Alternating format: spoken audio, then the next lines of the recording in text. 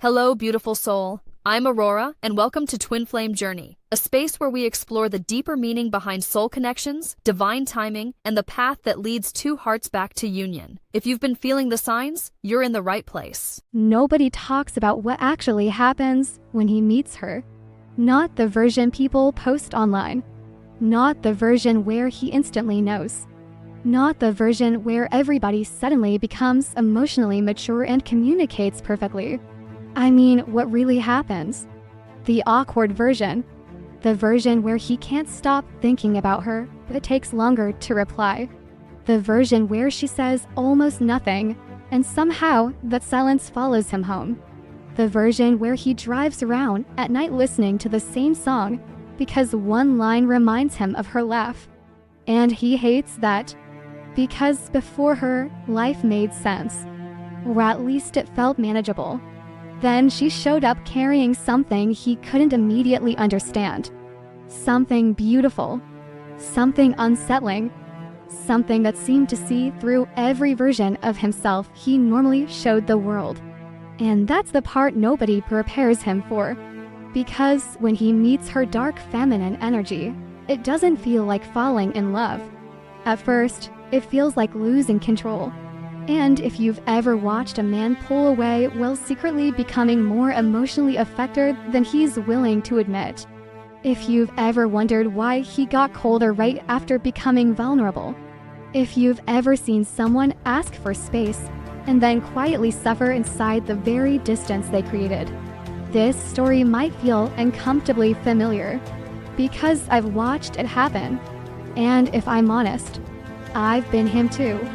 People assume the first thing he notices is her beauty.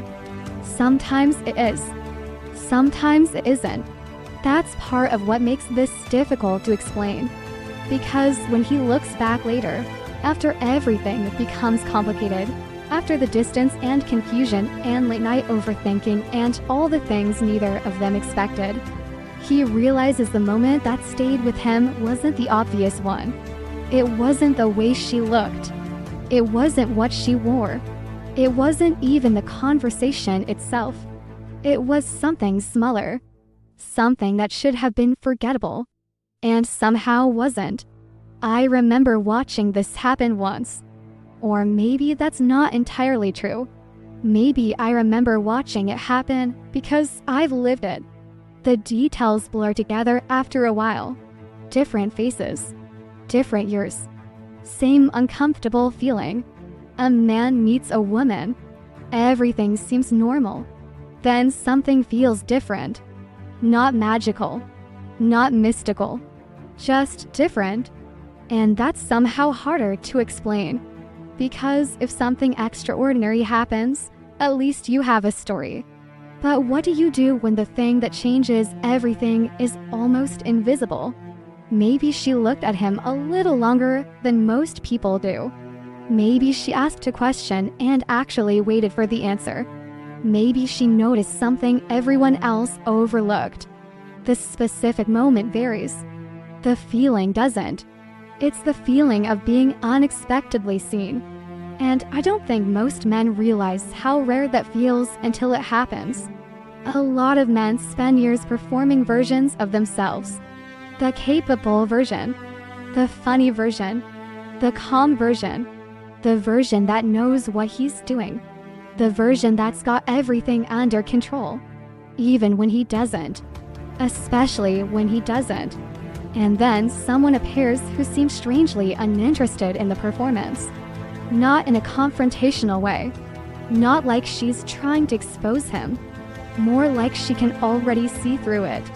And doesn't seem particularly impressed by it. That's unsettling. More unsettling than attraction, honestly. Attraction is easy. You can explain attraction. You can dismiss attraction. You can distract yourself from attraction. But being seen, that's different. I remember one guy describing it this way. He said she made him feel like he was accidentally telling the truth.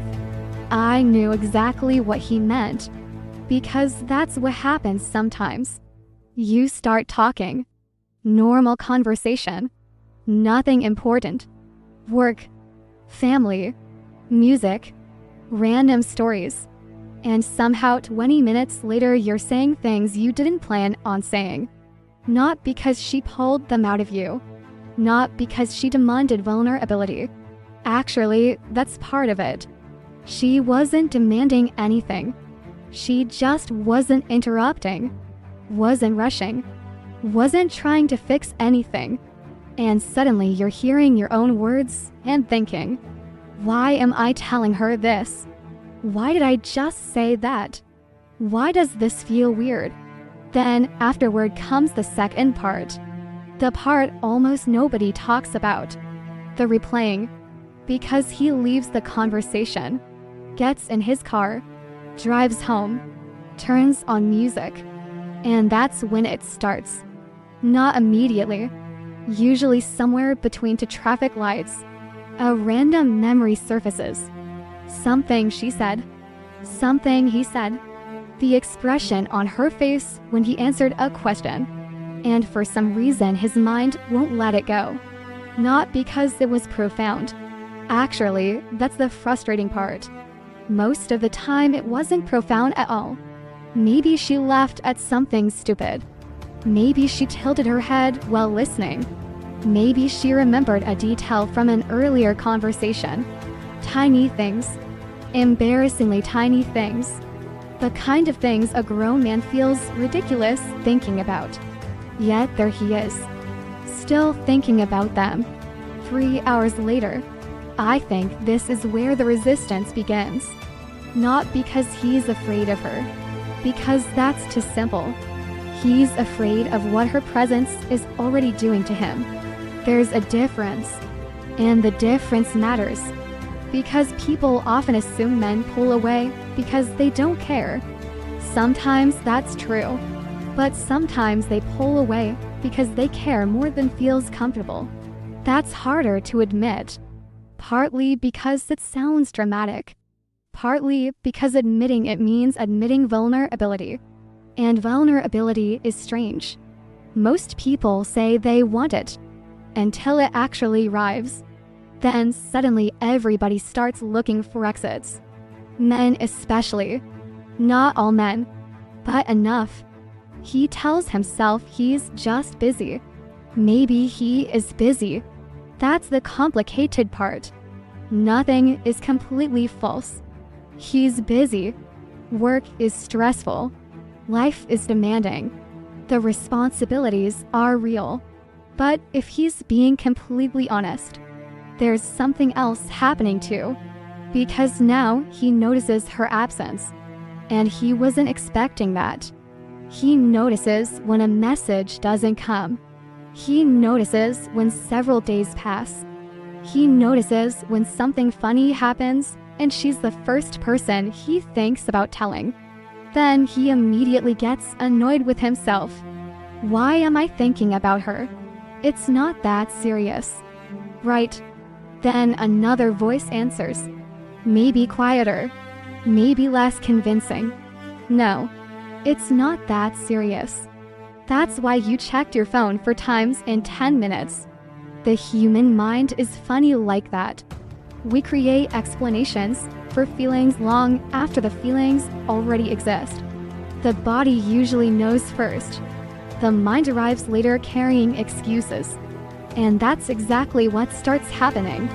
He starts noticing physical things, not dramatic things, just small shifts. He sees her name unexpectedly and his stomach tightens. A notification appears and his attention moves before he consciously decides to look. Someone mentions something that reminds him of her. A song, a city, a restaurant, a random phrase. And suddenly she's in his thoughts again. Then comes the denial, the wonderfully human denial. He tells himself he's simply curious. That's all. Just curious. Interested. Nothing deeper. Meanwhile, he's remembering details from conversations weeks ago. Meanwhile, he's replaying moments that shouldn't matter. Meanwhile, he's wondering whether she enjoyed talking to him as much as he enjoyed talking to her. But sure, Just curiosity. I say that without judgment because I've watched people do this for years. I've done it myself. We pretend emotions are logical because the alternative feels dangerous. Because once you admit somebody affects you, you lose a little control. And most people are more attached to control than they realize. Especially people who think they're emotionally independent. Especially people who believe they're difficult to affect. Those are usually the ones who get blindsided. Because their defenses were built for obvious threats, not subtle ones. Not somebody who quietly changes the emotional atmosphere of a room. Not somebody whose absence feels louder than expected. And that's the thing about her dark feminine energy that nobody explains properly. It isn't loud. It isn't aggressive. It isn't some dramatic display of power. It's often the opposite. It's her comfort with things most people rush to escape. Silence, mystery, emotional complexity, the uncomfortable pause after a difficult question, the space between words, the things she doesn't explain, the things she doesn't chase, the things she doesn't force. And sometimes that affects him more than attention ever could. Because now he has to sit with himself. And sitting with yourself is surprisingly difficult, especially when you're used to distractions, especially when you're used to certainty, especially when you're used to controlling how you're perceived. I remember one night driving for almost an hour longer than necessary. No destination, no reason, just driving. The road mostly empty, streetlights reflecting off the windshield. Thinking about one conversation, one ordinary conversation. And the annoying thing was I couldn't figure out why it mattered. Nothing extraordinary had happened. Nobody confessed anything. Nobody made promises. Nobody changed the course of history. Yet something felt different. And I think that's the moment this chapter is really about. The moment before understanding arrives. The moment before attraction becomes undeniable. The moment before feelings become impossible to dismiss. The very beginning, when he doesn't know what's happening yet. He just knows something feels off. Something feels unfamiliar. Something feels alive. And maybe the strangest part of him already wants more. Part of him is already backing away. At the exact same time, he hasn't admitted either one yet. Not to her, not to anyone, maybe not even to himself. But both realities are already there, quietly growing beneath the surface. And that's usually where the story begins. The strange thing is, she doesn't actually do very much. At least not in the way people usually imagine. She doesn't flood his phone with messages. She doesn't constantly ask where he is. She doesn't try to convince him to choose her. She doesn't make dramatic declarations. She doesn't sit around trying to become unforgettable. And somehow, that's exactly what makes her unforgettable. I know that sounds contradictory. Maybe it is. But human beings are full of contradictions. Especially when attraction becomes emotional. Especially when uncertainty enters the room. Because most people understand how to respond to obvious attention. Attention is easy. Attention tells you where you stand. Attention gives you something to react to. Attention gives you certainty. Even if it's unhealthy certainty, at least it's something. But her, she isn't giving him certainty. She's giving him space. And for a surprising number of people, space feels far more uncomfortable than rejection. At least rejection ends the conversation. Space leaves it open. Space leaves room for wondering. And wondering can become its own kind of addiction. Not immediately. At first, it's subtle, small, almost invisible. The kind of thing nobody notices except him. Maybe she takes 6 hours to reply. Maybe she replies immediately sometimes and then disappears for 2 days. Maybe she simply has a life. Imagine that. A woman existing independently from his attention. A woman whose emotional world doesn't seem to revolve around whether he texts her.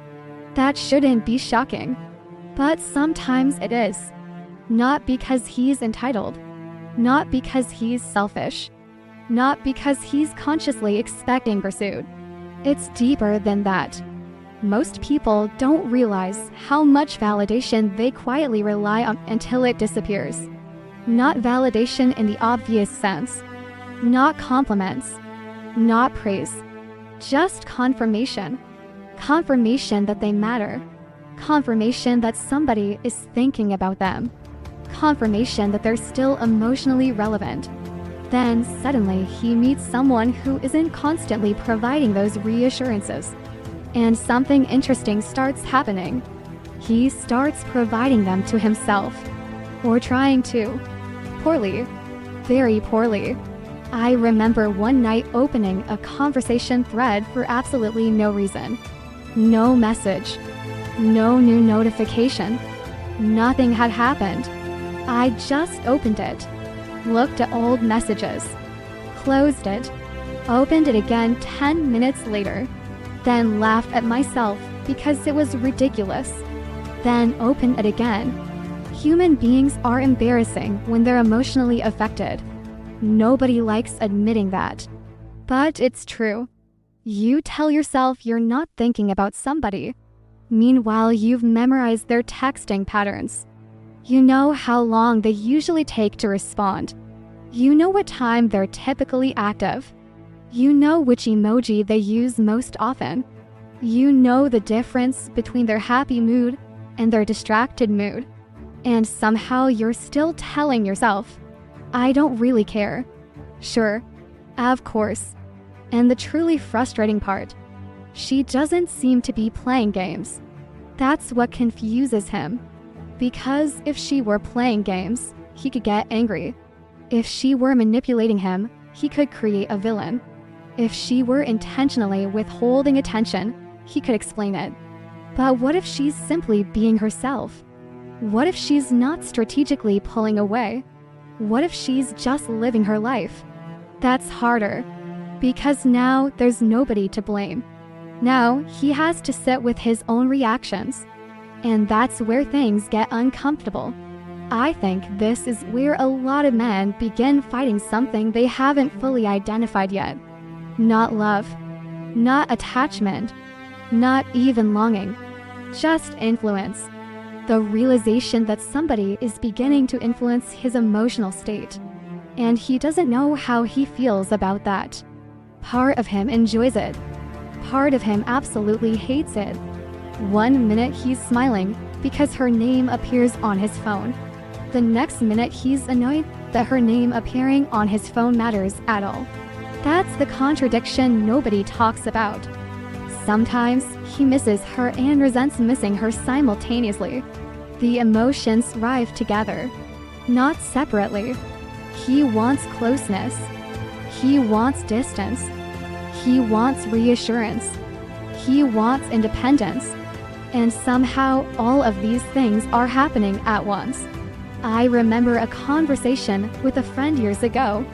He kept insisting he wasn't emotionally invested for nearly an hour. Then halfway through dinner, he casually mentioned something she'd said 3 months earlier. Word for word.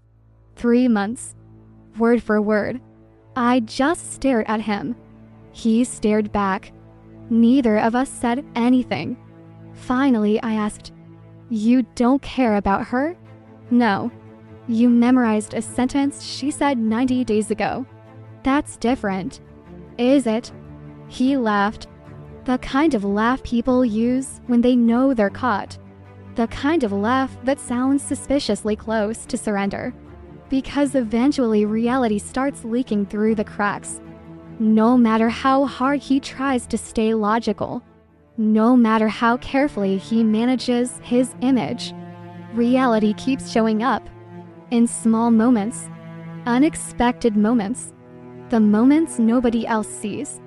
Like walking into a grocery store and seeing something she'd probably like.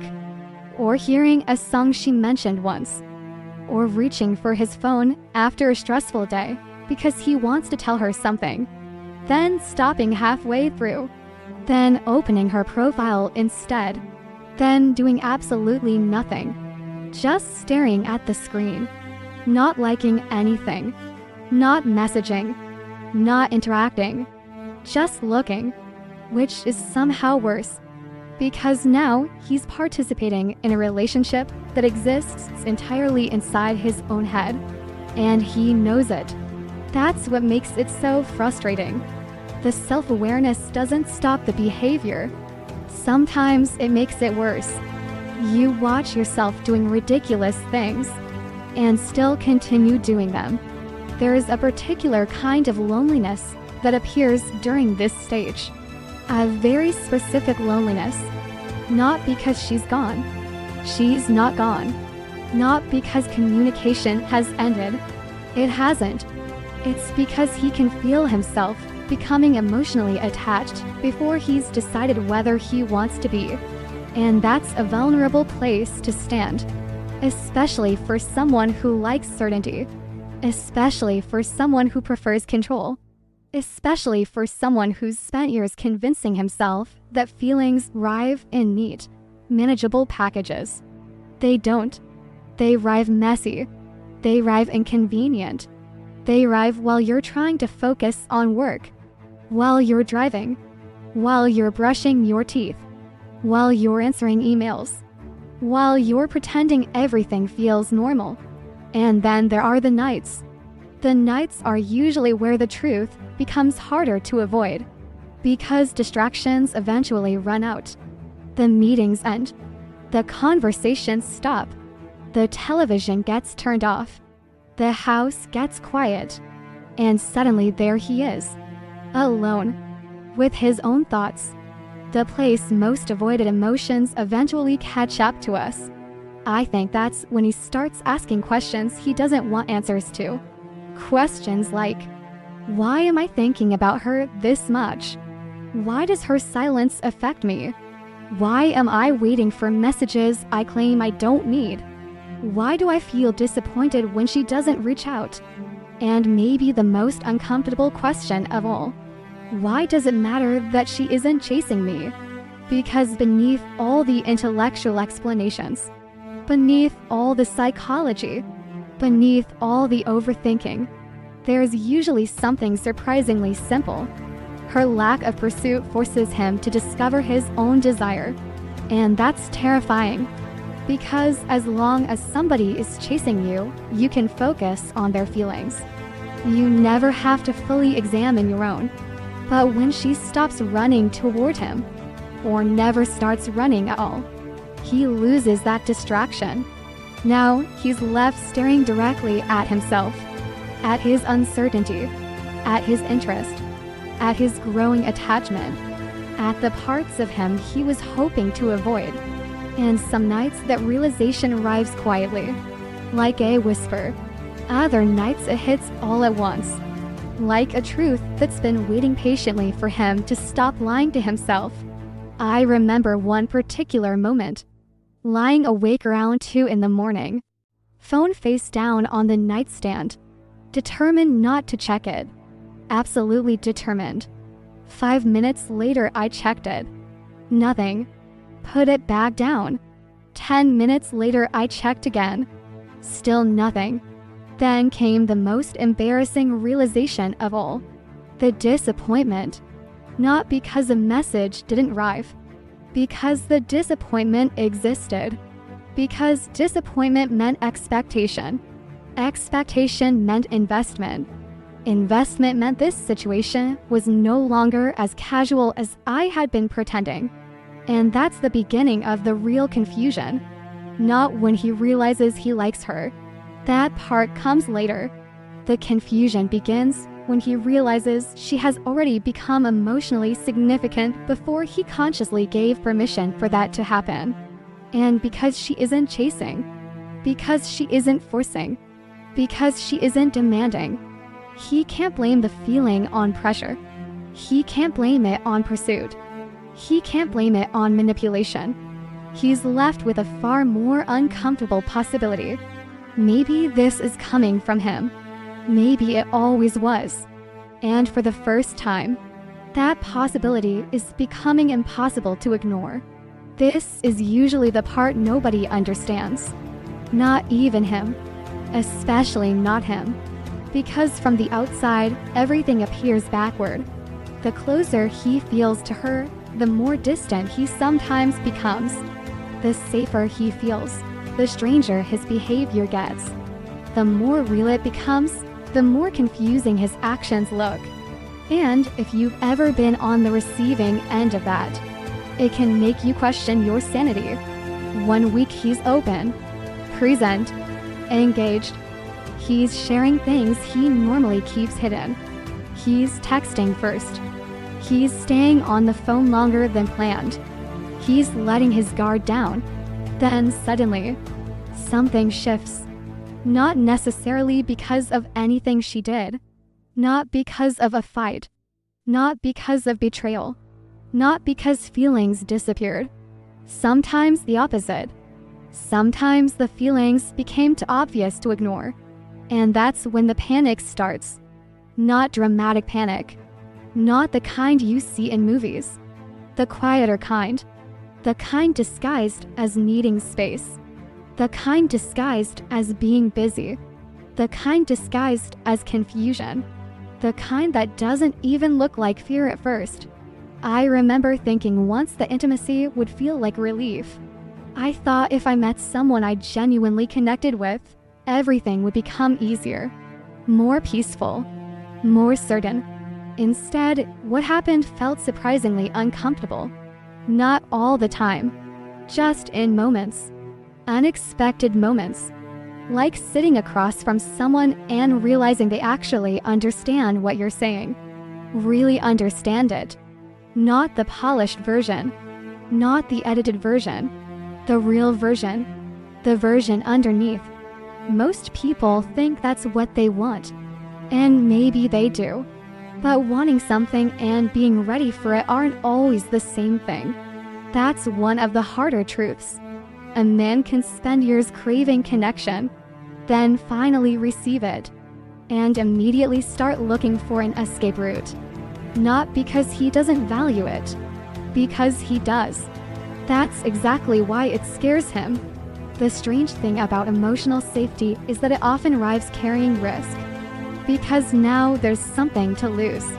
Before her, he could maintain distance. Distance creates options. Distance creates control. Distance protects the ego. But closeness changes the equation. Now her opinion matters. Now her absence matters. Now her disappointment matters. Now her presence matters. And once those things start mattering, he becomes aware of how exposed he actually is. That realization can hit unexpectedly. Sometimes in the middle of a perfectly ordinary evening. Maybe they're talking. Maybe they're laughing. Maybe everything feels easy. Then suddenly he notices something. A feeling. A realization. A thought he wasn't ready for. Something like, I actually care what happens here. And for a brief moment, his stomach tightens. Not because the moment is bad, because it matters. I've seen people mistake that feeling for uncertainty. I've seen people mistake it for incompatibility. I've seen people convince themselves something must be wrong because vulnerability feels uncomfortable. But discomfort isn't always a warning sign. Sometimes discomfort is just what happens when emotional armor starts cracking. And armor rarely falls off gracefully. It usually comes apart in ugly pieces. One contradiction at a time. This is where his behavior starts becoming difficult to explain, even to himself, because part of him genuinely wants more, and another part is quietly preparing for loss. At the same time, without realizing it, human beings are strange like that. We anticipate pain before it arrives, sometimes years before. We rehearse heartbreak long before anyone has actually broken our heart. It's an odd survival instinct, and it creates some very confusing behavior. Suddenly, he becomes hyper-aware of everything. The tone of her messages, the pauses in conversation, the moments she seems distracted, the moments she seems distant. Things he would have ignored a month ago now occupy his thoughts for hours. Not because he's weak, not because he's obsessive, because emotional investment changes perception. When someone matters, everything feels louder. A delayed response feels louder. A misunderstanding feels louder. Silence feels louder. And if he's not careful, he'll start reacting to fears instead of reality. That's usually when the withdrawal begins. Not always physically, emotionally, subtly. He starts editing himself again, holding things back, becoming less expressive, less available, not because he's losing interest, because he's becoming aware of how much interest already exists. And that's where people often get confused, including her, especially her, because from her perspective, everything was moving forward. Then suddenly he's harder to read, harder to reach, harder to understand. Meanwhile, he's sitting alone trying to understand himself, and doing a terrible job of it. I remember one particular night. The conversation had been wonderful. One of those rare conversations where hours disappear. The kind where you look at the clock and genuinely can't believe how much time passed. The kind that leaves you smiling afterward. The kind people supposedly want. Yet, after hanging up, I felt restless, almost agitated. Not because anything went wrong, because something went right. And that was somehow more frightening. I walked around the house for nearly an hour, opened the refrigerator, closed it, opened it again, looked out the window, checked my phone, put it down, picked it up. No purpose, no destination, just energy. Too much energy. That's something people rarely talk about. The body reacts to intimacy too, not just the mind. Sometimes connection creates a strange kind of overstimulation. Your thoughts speed up. Your chest feels tight. You can't focus. You feel exposed without knowing why. And because the feeling is uncomfortable, the mind starts searching for explanations. Maybe we're moving too fast. Maybe something feels off. Maybe I need space. Maybe I'm not ready. Maybe. The explanations arrive after the discomfort, not before. That's important, because sometimes he mistakes fear for wisdom. And those two things sound surprisingly similar inside your own head. Fear always sounds reasonable. That's why it works. Fear rarely announces itself honestly. It doesn't say, "Hello, I'm terrified of emotional intimacy." No, it says, "You should slow down. You should be careful. You should think about this more. You should create some distance." And sometimes those instincts are valid. Sometimes they're not. The problem is he usually can't tell the difference in real time. So he pulls back. Not dramatically. Not intentionally. Just enough. Enough to feel safer. Enough to regain a sense of control. Enough to quiet the intensity. Or so he hopes. What actually happens is usually different. Because distance doesn't remove the feelings. It simply removes the person. And those aren't the same thing. The feelings remain. Sometimes they grow. Now she's not sitting beside him. She's living inside his imagination. And imagination is dangerous territory, especially when emotions are involved. That's where he starts replaying moments, analyzing conversations, remembering details, wondering what she meant, wondering what he meant, wondering why he suddenly feels lonely after asking for more space. There is an irony in that, a painful irony. The thing he thinks will create relief often creates longing instead. I've watched it happen repeatedly. He says he needs room to think, then spends all his time thinking about her. He says he needs distance, then notices her absence everywhere. He says things are becoming intense, then misses the intensity when it's gone. It's almost funny, if it weren't so human. Sometimes the internal conversation sounds something like this. You need space. Okay. So why do you miss her? I don't. You checked her profile 3 times today. That doesn't mean anything. Really? No answer. No.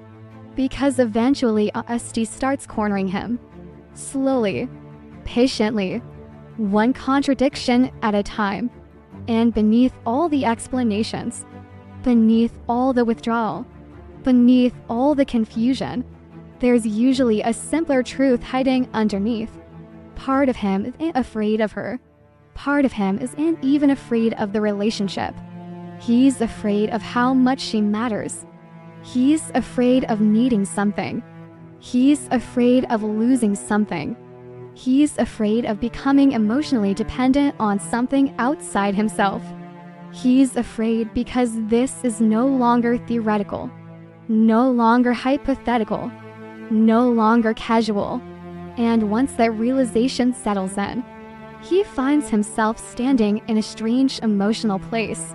1 foot moving closer, 1 foot moving away, wanting intimacy, resenting intimacy, craving connection, protecting himself from connection at the exact same time, which is exhausting and deeply human.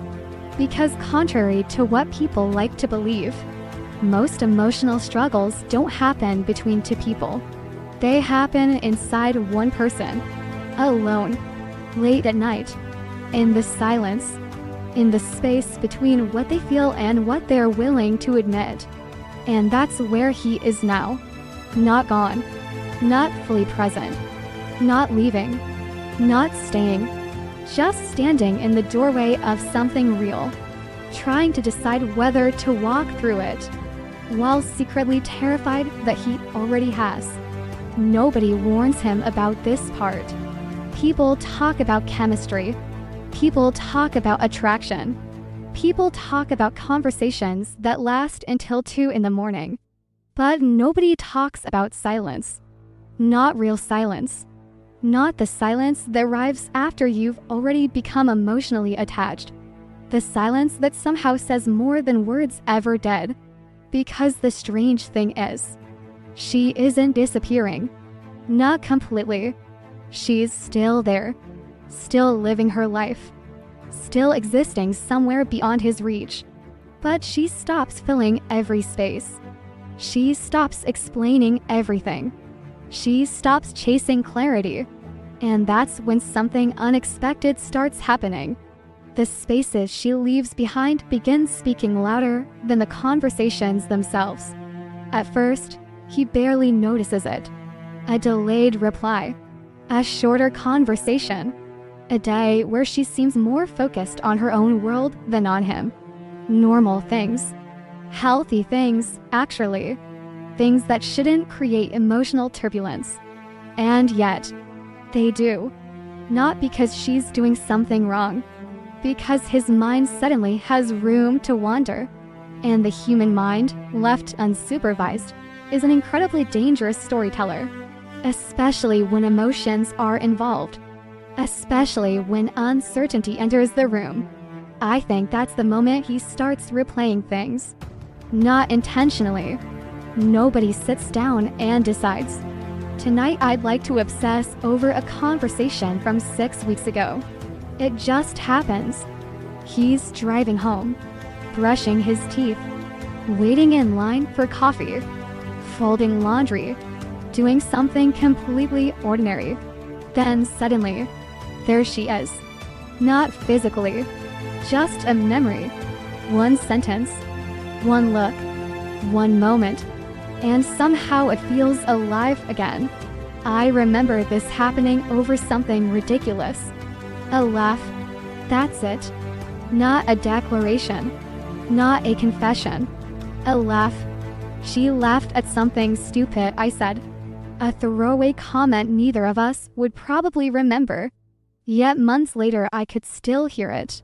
Not because of the sound itself, because of how I felt when it happened.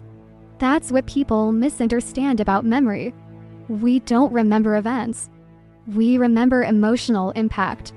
And sometimes the smallest moments carry the deepest emotional charge.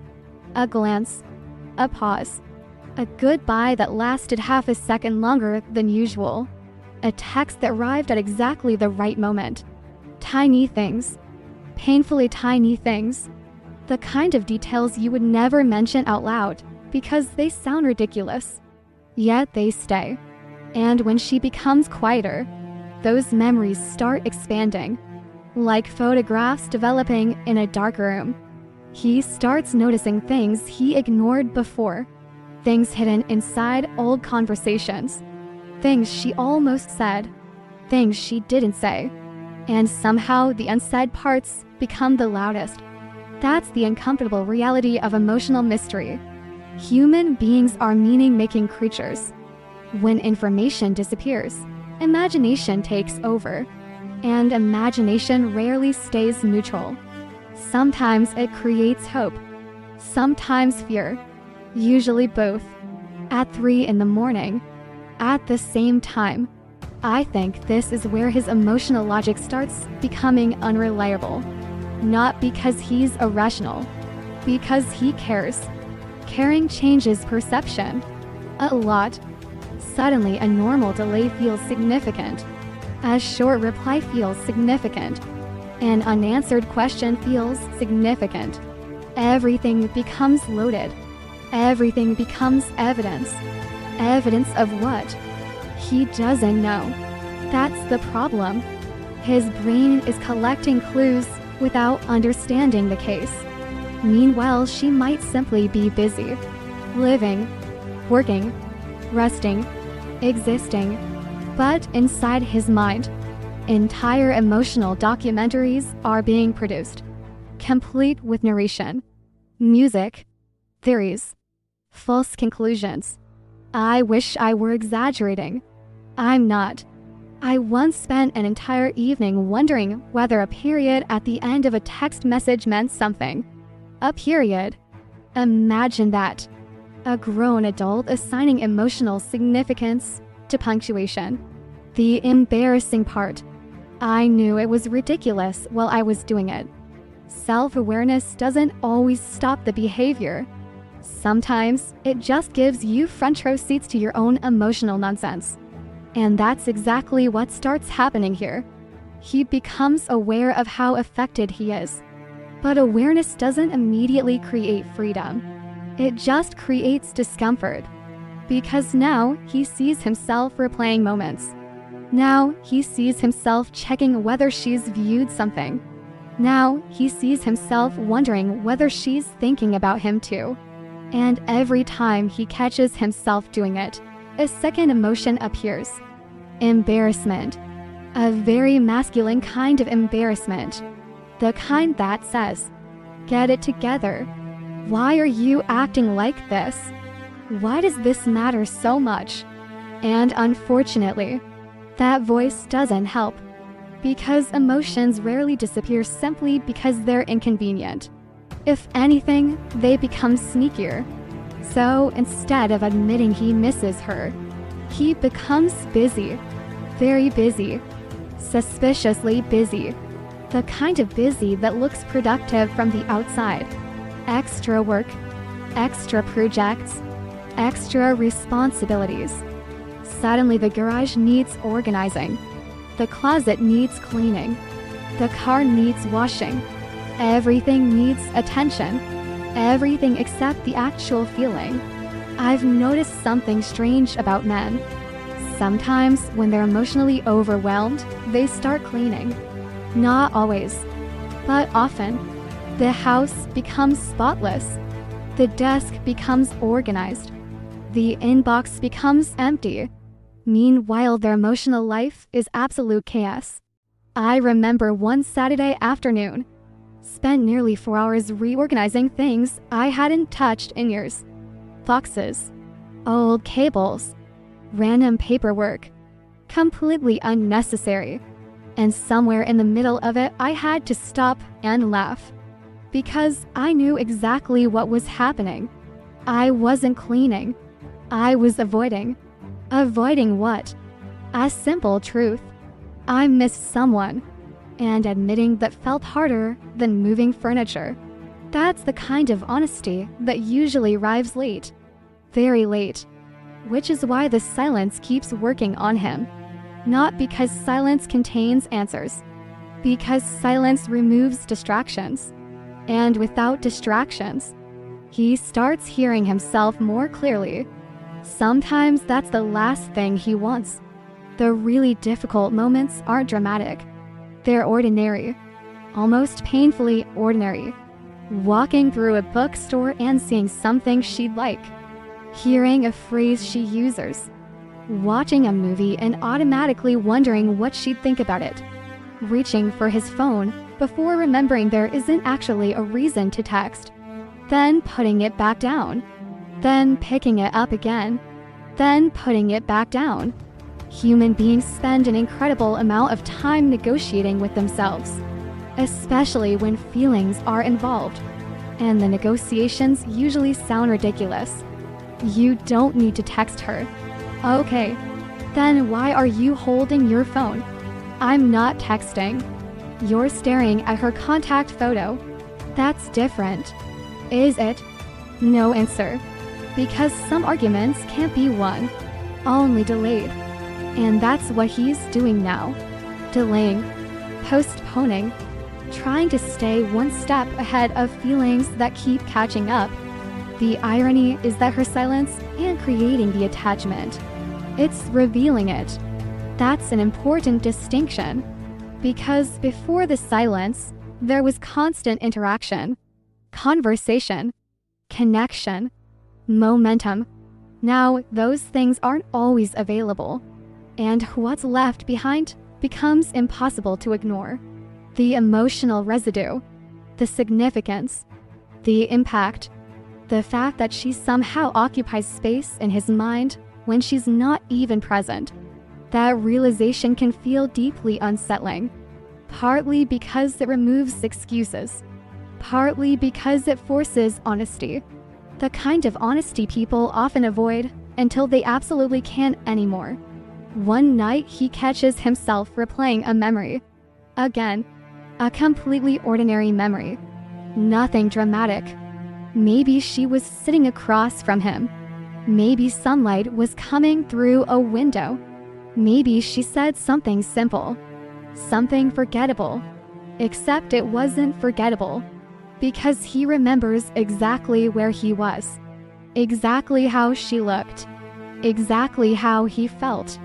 And that's when the realization starts creeping in, slowly, quietly, without permission. Maybe the reason her silence feels so loud is because she already matters more than he's admitted. Maybe that's why ordinary memories feel emotionally charged. Maybe that's why he keeps revisiting moments that should have faded by now. Maybe that's why her absence has weight. And maybe the things she never said are affecting him because deep down he already understands the things he feels, but hasn't fully spoken out loud. Not to her, not to anyone, maybe not even to himself. And that's the strange power of silence. Not that it provides answers. Sometimes it doesn't. Sometimes it creates more questions. But eventually, if the silence lasts long enough, it forces him to hear the one voice he's been trying to avoid, his own. And for the first time, he begins suspecting that the feelings he's been analyzing, resisting, minimizing, explaining away, and arguing with might be real. Much more real than he wanted them to be. And that realization follows him home. Everywhere. Nobody notices it at first. Not his friends. Not his co-workers. Not even her. Because from the outside, everything still looks normal. He's still showing up. Still working. Still handling responsibilities. Still answering messages. Still laughing at the right moments. Still functioning. And that's the strange thing about emotional upheaval. Most of it happens invisibly. People imagine breakdowns as dramatic events. They imagine obvious changes, visible changes. But a lot of the time, the real shift begins underneath the surface. Quietly, almost politely, like something inside him has started asking questions his old identity can no longer answer. At first, he ignores it. That's usually what happens. Most people don't wake up one morning and decide to completely reevaluate themselves. Life is busy. There are bills, deadlines, responsibilities, emails, meetings, groceries, laundry. Normal life has a way of keeping deeper questions buried. Until it doesn't. Until something starts disrupting the system. And in this case, it's her. Or maybe that's not completely accurate. It's not actually her. It's what her presence revealed. That's a more uncomfortable truth. Because it's easier to believe somebody changed your life than to admit they exposed parts of your life that were already falling apart. The cracks were there.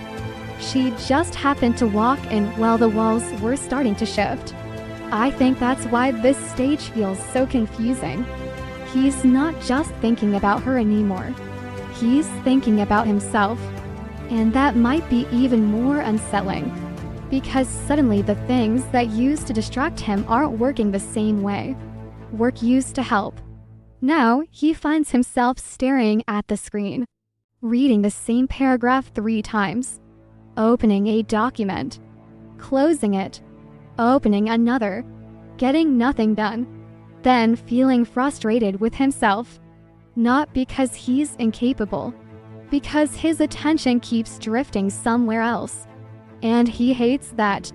Or at least he tells himself he does. The truth is more complicated. Part of him hates losing control. Part of him secretly knows something important is happening. The problem is he can't decide which feeling is stronger. I remember a period where productivity became my religion. Work solved everything. Feeling uncomfortable. Work harder. Feeling lonely. Work harder. Feeling confused. Work harder. Feeling heartbroken. Definitely work harder. Productivity can become a very respectable hiding place. Nobody questions it. People congratulate you for it. They admire it. They call you disciplined, driven, focused. Meanwhile, you're using spreadsheets to avoid your feelings. Human beings are creative, especially when it comes to emotional avoidance. And that's exactly what begins happening here. His old methods stop working. Not all at once. Gradually, like a machine losing power, he throws himself into work. Still thinks about her. He distracts himself with friends. Still thinks about her. He stays busy all weekend. Still thinks about her. The distraction ends. The feeling remains. And that's new. Very new. Because most of his life, if something became uncomfortable, he knew how to outrun it. Stay busy.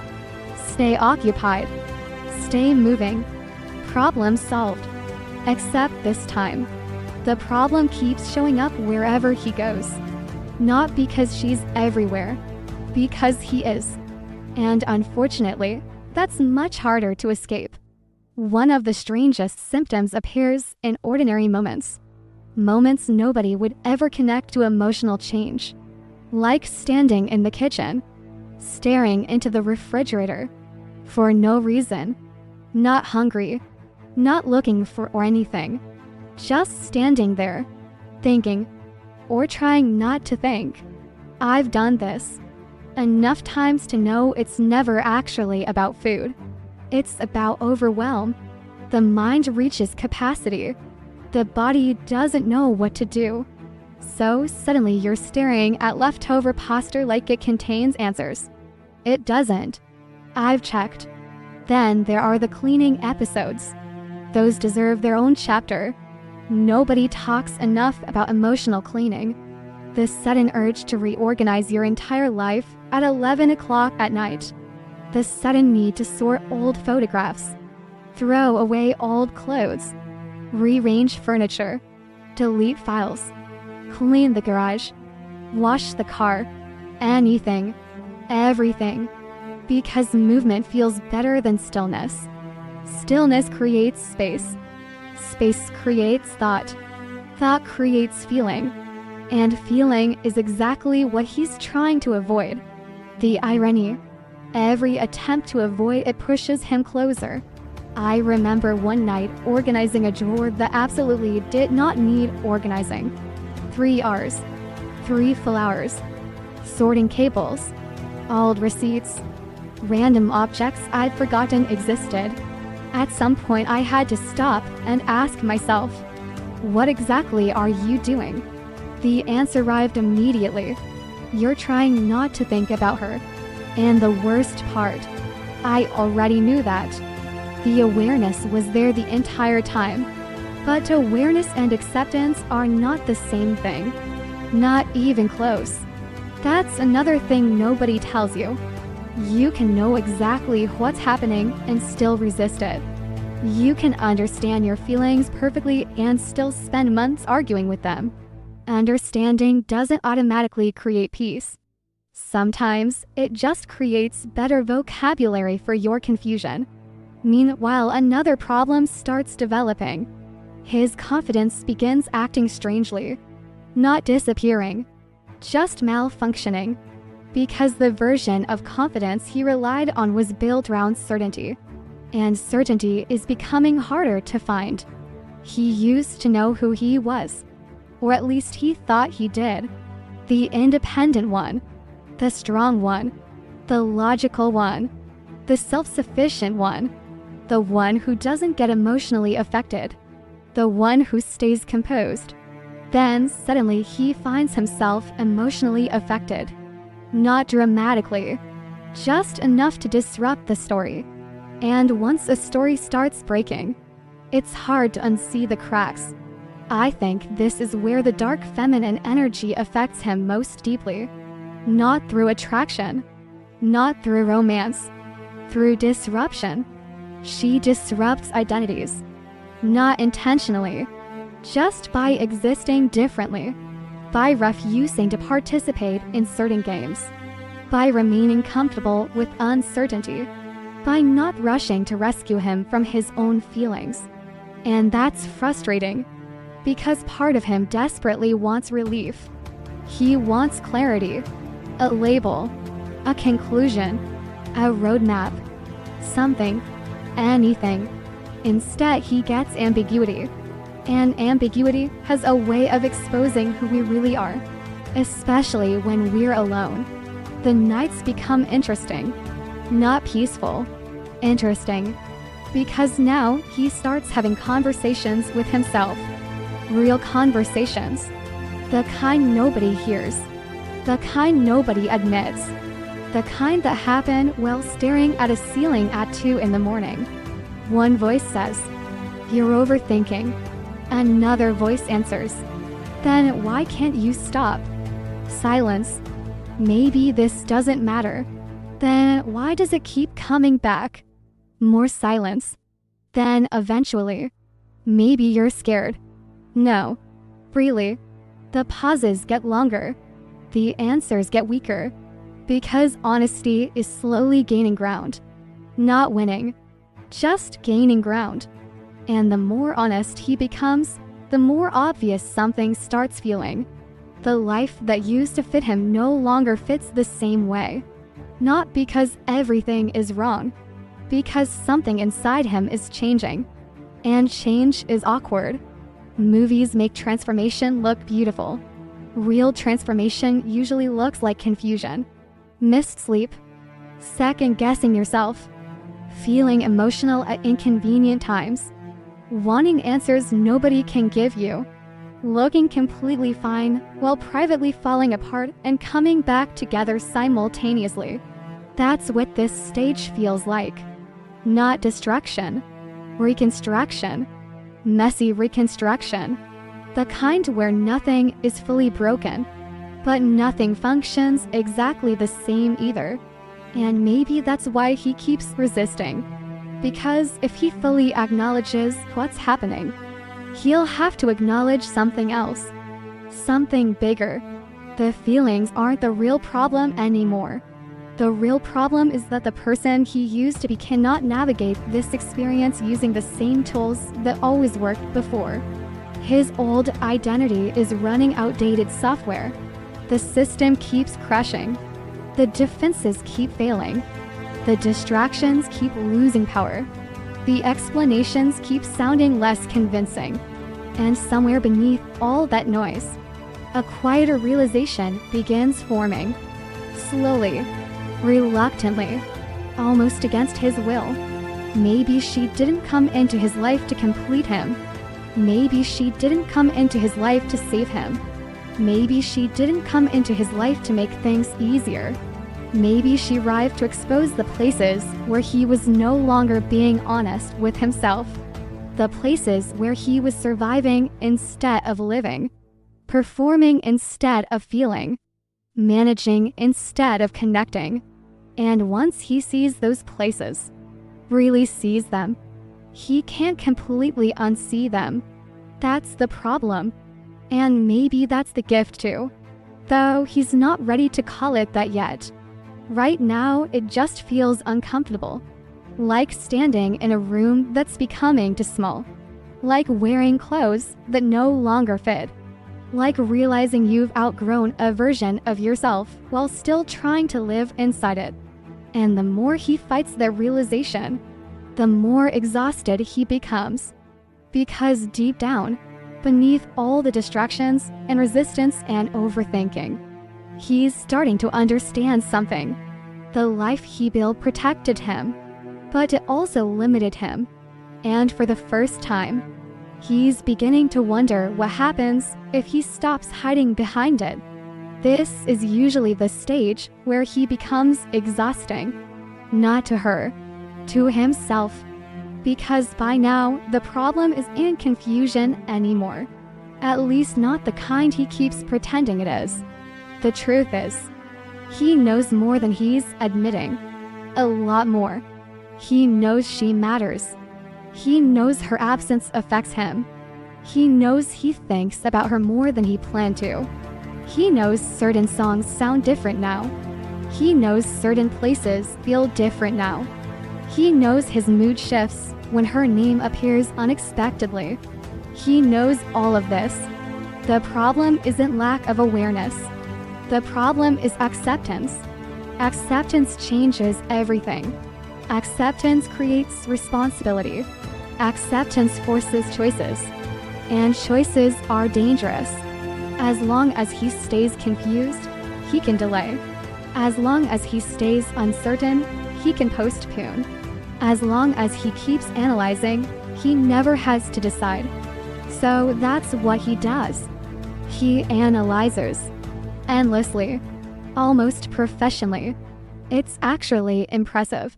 If emotional avoidance were an Olympic sport, some people would qualify without training. I say that with affection and experience. Because there comes a point where the internal argument becomes absurd. He knows what he feels. Yet every morning he wakes up and starts another debate. Maybe it's not that serious. Maybe I'm imagining it. Maybe I'm just lonely. Maybe I miss the attention. Maybe I miss the idea of her. Maybe. The mind becomes a courtroom. Every feeling put on trial. Every memory cross-examined. Every emotional truth challenged by a defense attorney who refuses to lose. And the strange thing, both sides are him. That's what makes it so exhausting. One part of him already knows. Another part keeps demanding more evidence. I remember lying awake one night replaying the same conversation for what must have been the 100th time. Not because I didn't understand it, because I understood it too well. There's a difference. People assume overthinking happens when you don't know the answer. Sometimes overthinking happens because you do, and you don't like the answer. That's a much more uncomfortable reality. The conversation itself wasn't important, at least not objectively. Nothing dramatic happened. No confession. No life-changing revelation. Just a normal interaction. Yet there I was, months later, still remembering details. Still hearing her voice. Still replaying pauses. Still wondering why certain moments stayed with me. Eventually a thought appeared. A very simple thought. One I immediately tried to dismiss. You care. That's it. 2 words. You care. And honestly, that realization felt more threatening than any uncertainty. Because uncertainty keeps possibilities open. Caring makes things real. And once something becomes real, you can lose it. That's the part nobody likes discussing. A lot of emotional resistance isn't about feelings. It's about fear. Fear hiding inside logic. Fear hiding inside caution. Fear hiding inside being realistic. Fear rarely introduces itself honestly. It disguises itself as maturity, as wisdom, as practicality, as common sense. Meanwhile, it's sitting in the driver's seat making every decision. I think that's where he finds himself now. Somewhere between awareness and surrender. Aware enough to recognize the truth. Not ready enough to stop fighting it. So he starts bargaining. Human beings love bargaining, especially when reality feels inconvenient. Maybe if I focus on work, this will fade. Maybe if I give it more time, these feelings will disappear. Maybe if I create enough distance, everything will go back to normal. Maybe if I meet someone else. Maybe if I stay busy. Maybe if I ignore it. Maybe.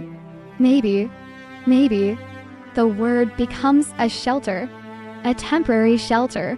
Not a permanent one. Because reality has a habit of showing up anyway. Usually in ordinary moments. The dangerous moments. The unguarded moments. Like standing at a red light and suddenly remembering something she said 6 months ago. Or hearing someone laugh in a crowded restaurant and briefly thinking it's her. Or reaching for your phone after a difficult day because she's still the person you instinctively want to talk to. Those moments don't ask permission. They just arrive. And every arrival becomes another piece of evidence. Evidence he keeps pretending doesn't exist. I think this is where his behavior starts looking contradictory. Because it is contradictory. One day he wants connection. The next day he disappears. One day he misses her. The next day he convinces himself he needs independence. One day he's emotionally available. The next day he's emotionally unreachable. Not because he's playing games. Usually he's not. He's fighting two realities simultaneously. The reality of what he feels, and the reality of what those feelings require. The first reality is easier. The second one is terrifying.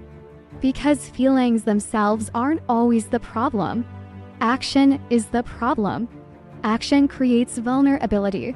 Action risks rejection. Action risks disappointment. Action risks change. And change is expensive. Emotionally expensive. There is a particular moment that often arrives during this stage. A moment he almost never talks about. The moment he realizes she's already become part of his future thinking. Not intentionally. Not consciously. Just naturally. He'll be planning something, a trip, an event, a random weekend, and suddenly she appears in the thought, not because he inserted her, because she was already there. That's when things get uncomfortable, because future thinking reveals emotional truth faster than words do. Words can lie. Plans rarely do. I remember catching myself doing that once, thinking about something months away, and without realizing it, I'd automatically included her.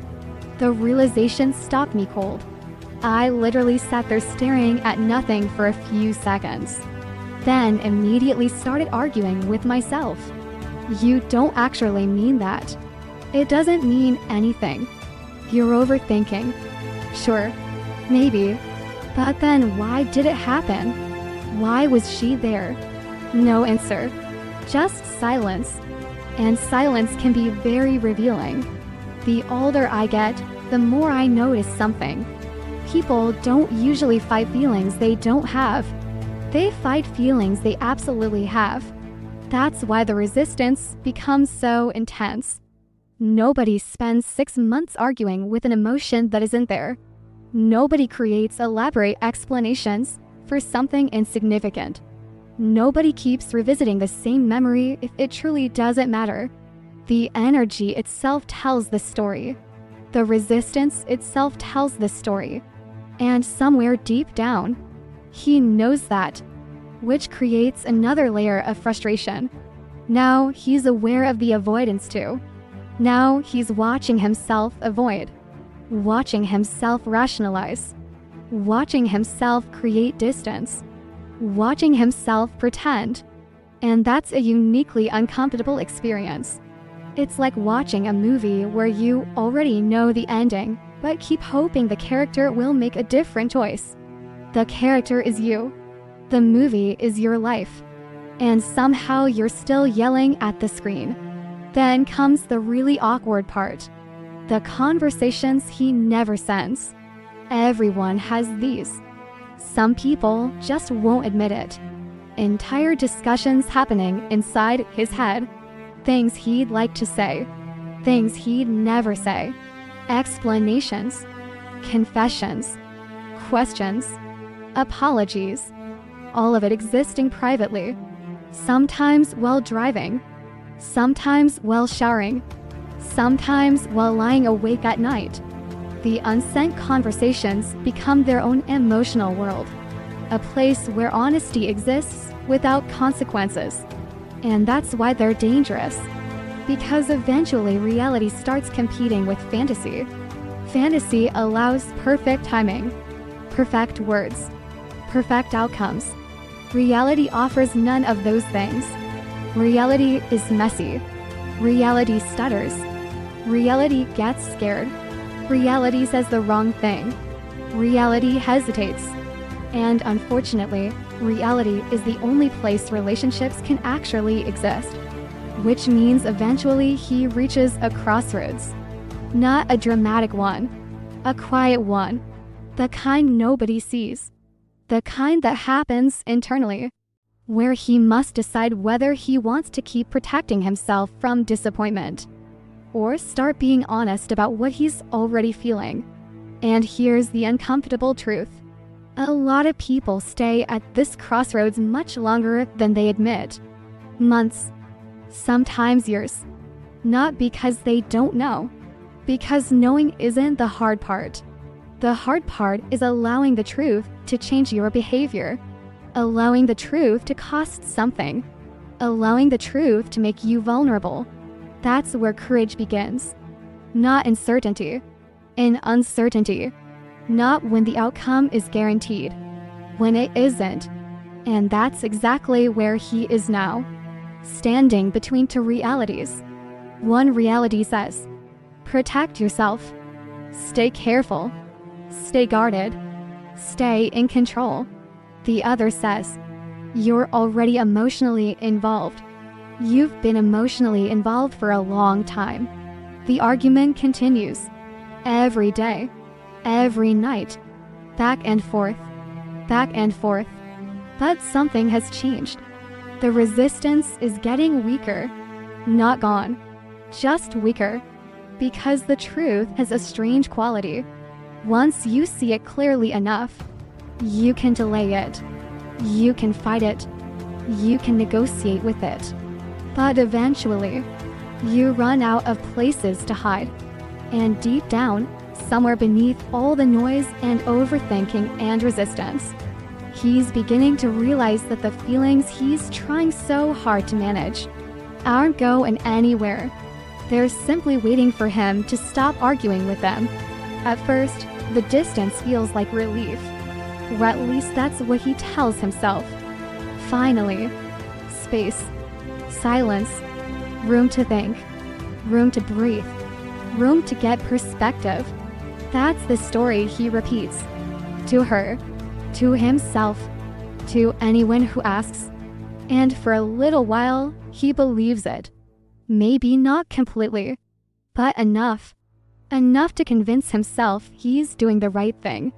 Enough to justify the decision. Enough to quiet the voice inside him that keeps asking uncomfortable questions. Then something strange happens. The relief doesn't last. Not because the distance failed. Because distance solved a different problem than the one he actually had. That's the trap. He thought the intensity was the problem. The emotions. The uncertainty. The vulnerability. So he stepped back, created space, reduced contact, pulled his energy away. And for a moment, it worked. The noise got quieter. The emotional stimulation decreased. The pressure eased. But after the pressure faded, something else appeared. Something heavier. Something harder to explain. Absence. Not dramatic absence. Ordinary absence. The kind that sneaks into everyday life. The kind nobody prepares you for. I think that's why this stage catches him off guard. Because he expected to miss the big things. The deep conversations. The connection. The emotional closeness. What he didn't expect was missing the small things. The completely insignificant things. The things that sound stupid when spoken out loud. Like seeing something funny and automatically wanting to send it to her. Or hearing a song and wondering whether she'd like it. Or reaching for his phone before remembering there's nobody to message. Nobody who feels like her. That's the detail that hurts. Not loneliness. Specific loneliness. And those are very different experiences. Most people can handle being alone. What becomes difficult is missing a specific person in specific moments. The moments nobody else can replace. I remember walking through a bookstore once. Nothing emotional about a bookstore. At least there shouldn't have been. I was looking for something completely unrelated. Then I saw a book she would have loved. And my hand moved before my brain did. I picked it up, turned it over, started reading the back cover, already preparing a message in my head. Then halfway through the thought, I stopped because there wasn't a message to send. Or maybe there was. I just wasn't sending it. I stood there holding the book for several seconds longer than necessary, feeling something I couldn't quite name. Not sadness exactly. Not regret exactly. Something in between. That's what distance often feels like. Not one emotion. Several emotions competing for space. Relief, grief, pride, longing, resentment, love, freedom, loss, all mixed together. And the mixture changes every day. Some mornings he wakes up feeling lighter, certain he made the right choice, certain the space is helping, certain things are becoming clearer.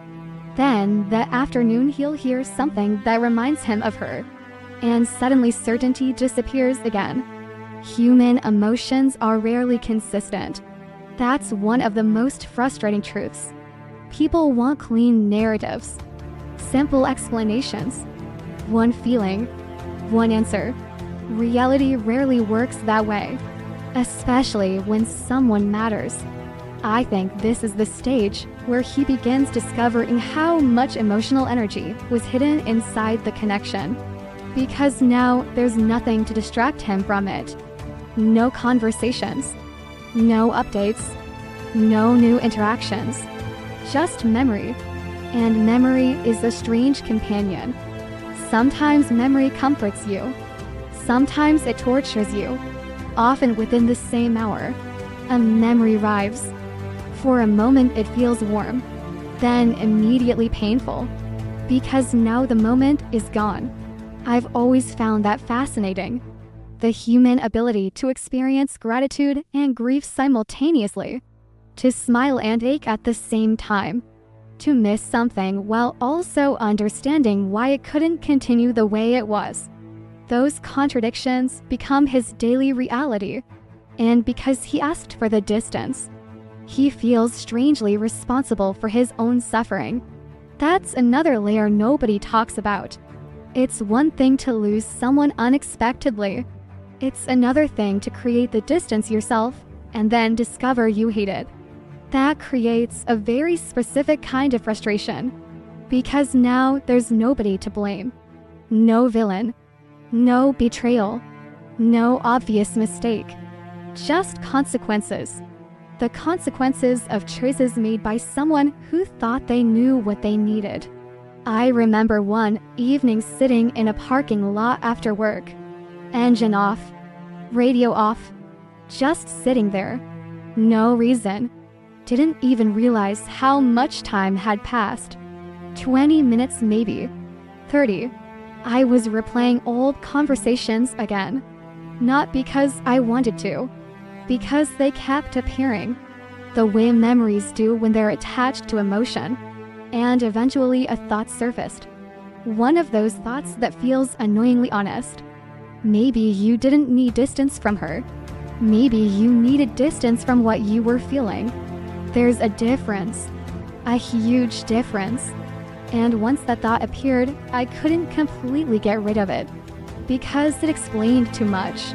A lot of people create physical distance hoping it will solve emotional discomfort. Sometimes it does. Sometimes it doesn't. Sometimes all it does is remove the person while leaving the feeling untouched. And that's exactly what begins happening here. The feeling remains. In fact, in some ways it becomes easier to hear. Because silence amplifies whatever was already present. The nights become particularly revealing. Night has a way of stripping away distractions. Everything slows down.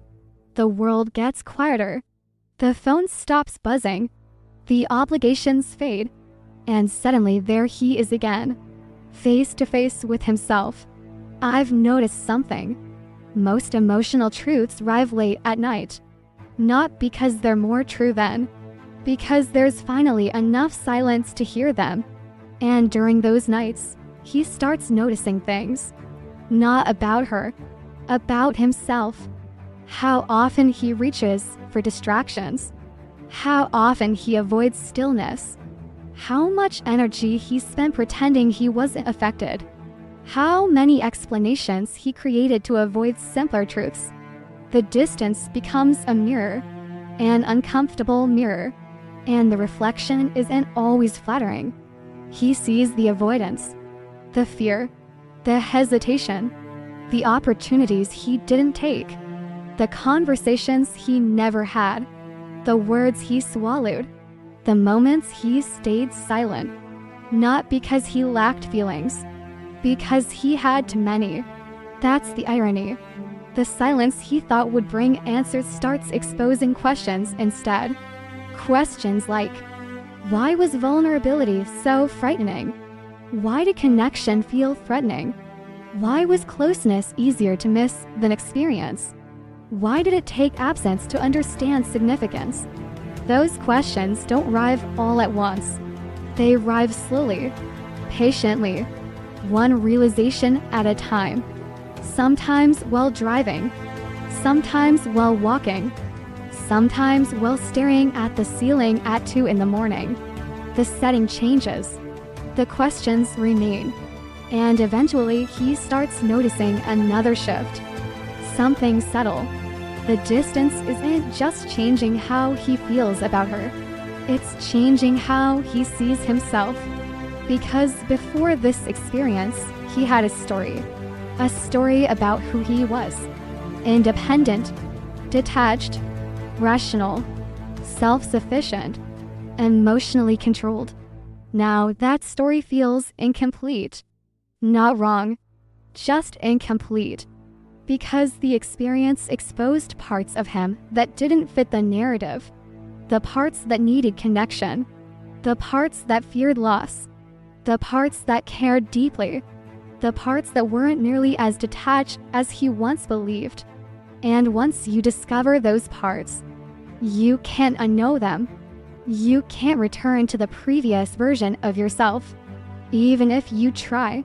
Especially if you try. That's what makes this stage transformative. Not in some grand spiritual sense, in a painfully human sense.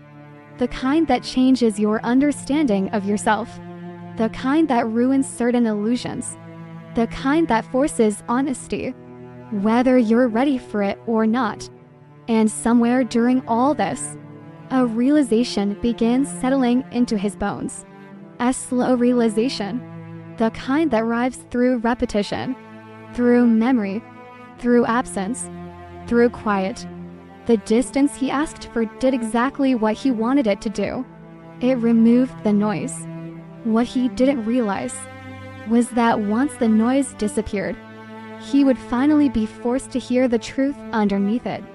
And the truth sounds surprisingly simple. He misses her, not the fantasy, not the idea. Her presence, her energy, her voice, her perspective, the ordinary ways she existed inside his life. And admitting that doesn't solve anything. It doesn't magically create clarity. It doesn't tell him what happens next. But it changes something. Because for the first time, the argument is starting to lose power. The resistance is getting tired. The excuses sound weaker. The truth sounds stronger. And somewhere deep inside, he begins understanding something he wasn't ready to understand before. The distance wasn't changing his feelings. The distance was revealing them. And now that he can finally see them clearly, he's not entirely sure what to do next. Regret is strange. Most people imagine arriving immediately, like lightning, like some dramatic realization, like a man suddenly dropping to his knees because he finally understands what he lost. But that's not usually how it happens. At least not in the stories I've lived. Not in the stories I've witnessed. Real regret is slower than that. Much slower. It arrives in pieces. Small pieces. Fragments. Almost unnoticeable at first. A memory here. A realization there. A moment that suddenly means something different than it used to. And by the time he recognizes what's happening, regret has already moved in. Quietly. Without permission. I think that's why so many men miss it initially. Because regret rarely feels like regret in the beginning. At first it feels like nostalgia. A random memory. A passing thought. A strange ache that appears for no obvious reason. Then another memory arrives. Then another. Then another. Until eventually a pattern begins forming. And the pattern becomes impossible to ignore. I remember being in line for coffee one morning. Completely ordinary day. Nothing emotional. Nothing significant. The person in front of me ordered a drink she used to get. That was it. Just a drink. 3 seconds of information. Yet somehow the rest of the morning felt different. Not because I missed the drink. Because suddenly I remembered her ordering it. The way she'd smile afterward. The joke she'd always make. The little ritual attached to it. Tiny things. The kind of things nobody thinks are important until they're gone. That's the problem with significance. You rarely recognize it in real time. Most significance is discovered in retrospect. Months later, sometimes years later, after life has already moved forward. And that's where regret begins growing. Inside hindsight. Inside understanding that arrives too late. I think one of the cruelest realities of emotional life is that people don't always process experiences at the same speed. Some people feel everything immediately. Others don't. Others need time, distance, silence, absence. Sometimes they need months to emotionally arrive somewhere their heart was trying to reach all along. And by the time they get there, the situation has changed. Life has moved. People have changed. Doors have closed. That's when regret becomes real. Not because the feelings are new, because the awareness is. That's an important distinction. A lot of delayed regret isn't delayed emotion. It's delayed understanding. The emotion was always there. The understanding simply couldn't catch up. I know that's frustrating, especially for the people waiting on the other side, especially for the women who spent months wondering, why doesn't he get it? Why doesn't he see it? Why doesn't he understand? The painful answer is sometimes he genuinely doesn't. Not fully. Not yet. Because emotional realization isn't always intellectual. Sometimes it has to be lived. Sometimes reality has to remove something before the mind understands its value. And that's exactly what's happening now. The distance has created perspective. Perspective is dangerous because perspective changes the meaning of old memories. Suddenly, moments he barely noticed become emotionally loaded. Moments he took for granted become precious. Moments he rushed through become unforgettable. I remember one memory that refused to leave me alone. It wasn't even a major moment. No romantic confession. No life-changing conversation. She had simply asked how my day was. That's it. A question. A completely ordinary question. Yet months later I found myself replaying it. Not because of the words. Because of the way she asked. The way she actually listened. The way she cared about the answer.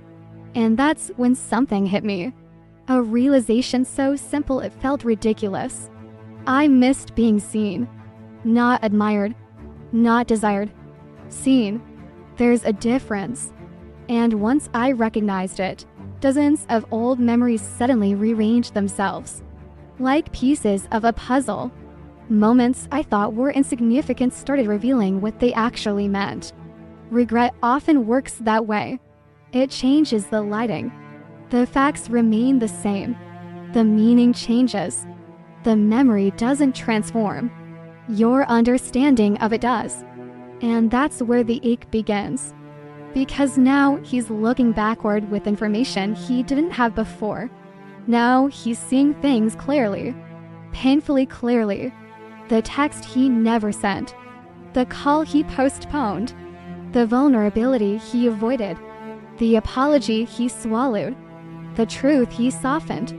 The conversation he escaped.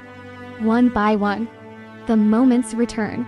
Not to punish him, just to be understood. Unfortunately, understanding often hurts. Especially when it arrives carrying responsibility. There is a particular kind of regret that comes from realizing nobody actually stopped you. You stopped yourself. Nobody prevented the conversation. Nobody forced the distance. Nobody demanded the silence. You created some of it. Maybe not all of it, but enough. And that's a difficult truth to sit with. Because accountability removes excuses. It leaves you alone with your choices. I remember one night scrolling through old messages. Something I had promised myself I wouldn't do. You know the kind. The emotional equivalent of touching a bruise just to see if it still hurts. Spoiler, it still hurts. I wasn't looking for anything. At least that's what I told myself. But eventually I found a conversation, and there it was. A moment I'd completely overlooked at the time. A moment where she had been more vulnerable than I realized, more open than I noticed, more honest than I was prepared to receive. At the time, I missed it. Months later, I saw it immediately, and that realization sat in my chest for days. Because suddenly I understood something. She wasn't asking for perfection. She wasn't asking for certainty. She wasn't asking for guarantees. She was asking for honesty. And I had been so busy protecting myself that I couldn't fully meet her there. That's the kind of regret that lingers. Not because you were cruel. Not because you were careless. Because you were scared. And fear has consequences too. We don't talk enough about that. People imagine mistakes as dramatic events. The biggest mistakes are often quieter. The words unsaid. The calls not made. The moments postponed. The emotional risks avoided. The truth delayed. Those choices rarely feel important when they're happening. Later, they can feel enormous. And here's the uncomfortable part. Regret doesn't always create action. Sometimes people assume realization automatically leads to courage. It doesn't. Sometimes realization just creates sadness. Sometimes it creates longing. Sometimes it creates another layer of internal conflict. Because now he understands. But understanding doesn't tell him what to do. That's where things become messy again. Part of him wants to reach out. Part of him wonders if it's too late. Part of him imagines the conversation. Part of him fears it. Part of him wants closure. Part of him doesn't. Contradictions everywhere. Human beings remain wonderfully complicated, even after clarity arrives. Especially after clarity arrives. There were nights when the internal dialogue sounded almost pathetic. You should call her. Why? Because you miss her. That doesn't mean I should call. Maybe. What if she doesn't care anymore? What if she does? Silence. Then another voice. What if you're only feeling this because she's gone? That question haunted me for a while. It's a common fear. The fear that absence is creating illusion. The fear that longing is distorting reality. But eventually another answer arrived. Quietly. Reluctantly. If it was only about absence, why did the specific memories hurt? Why did the specific details remain? Why her? Why not anyone else? That question became difficult to escape. And once he stops escaping it, regret changes shape. It becomes less about losing someone and more about recognizing who they truly were. Recognizing what they actually brought into his life. Recognizing what he couldn't fully appreciate while he was busy protecting himself. That's when the grief becomes deeper. Not dramatic. Not cinematic. Just human. The grief of understanding. The grief of delayed appreciation. The grief of seeing clearly after the moment has passed. I think that's why regret arrives late. Not because the heart is slow. Because the ego is loud. The ego needs explanations. Certainty. Control. Protection. The heart is usually much simpler. It notices things immediately. The mind just takes longer to catch up. And somewhere during this process, he begins realizing something uncomfortable. The person he's grieving isn't an idealized fantasy. It's not some perfect version of her. It's the real version. The flawed version. The human version. The version who annoyed him sometimes. Confused him sometimes. Challenged him sometimes. The version who was real. And somehow that realization hurts even more. Because now he knows this isn't fantasy. This isn't projection. This isn't curiosity. This isn't temporary. This is significance. And significance doesn't disappear simply because time passes. Sometimes it grows. Sometimes it waits. Sometimes it follows you quietly through ordinary days until you're finally ready to acknowledge it. And now, for the first time, he is. Not completely, not perfectly, but enough. Enough to stop pretending. Enough to stop minimizing. Enough to stop rewriting the story. Because the truth is becoming harder to escape. He didn't lose her all at once. He lost her gradually, moment by moment, choice by choice, silence by silence. And now that he finally understands what those moments meant, he would give almost anything to revisit a few of them. Not to change everything, just to be more honest inside them. And that's the beginning of real regret. Not wishing the past were different. Wishing you had been different in the past. And that realization stays with him. Long after the memories fade. Long after the excuses stop working. Long after the silence has said everything it came to say.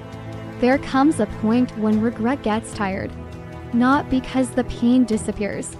Because repetition eventually forces honesty. You can replay the same memories only so many times. You can revisit the same conversations only so many times. You can create only so many explanations before something inside you finally says, enough. Enough with the excuses. Enough with the stories. Enough with pretending you don't already know. And for him, that moment doesn't arrive dramatically. No lightning strike. No life-changing revelation. No movie scene. It arrives while doing something completely ordinary. That's usually how truth enters. Quietly. Almost disrespectfully. Like it doesn't care whether you're ready. I remember being stuck in traffic one afternoon. Nothing special. Just another slow-moving line of cars. I wasn't thinking about anything profound. Just trying to get home. Then a thought appeared. One sentence. Simple. Almost annoyingly simple. She wasn't the problem. That was it. Just 6 words. Yet something about them felt heavy. Not because they were new. Because they were true. And I'd been avoiding them. The uncomfortable thing about self-awareness is that it removes convenient villains. For a long time, he may have blamed circumstances. Bad timing. Stress. Distance. Life complications. Misunderstandings. Maybe even her. Not openly. Not consciously. But subtly. Quietly. The human mind is very skilled at relocating responsibility. It helps us survive difficult emotions. Sometimes it helps us avoid them too. Because as long as somebody else caused the discomfort, he never has to fully examine his own role in it. That's what projection often looks like. Not cruelty. Not manipulation. Just misplaced responsibility. The mind pointing outward because looking inward feels harder. I think most people have done this. I know I have. You tell yourself, she confused me. Then years later you realize, no, you were confused. You tell yourself, she made everything complicated. Then eventually you admit, the complication already existed. She simply walked into it. That's a very different story. And it's a much less comfortable one. Because now accountability enters the room. Not guilt. Accountability. Those aren't the same thing. Guilt says, you're bad. Accountability says, you were scared. And fear influenced your choices. One creates shame. The other creates growth. But growth isn't pleasant. At least not initially. Growth feels like watching old versions of yourself make mistakes you can suddenly see clearly.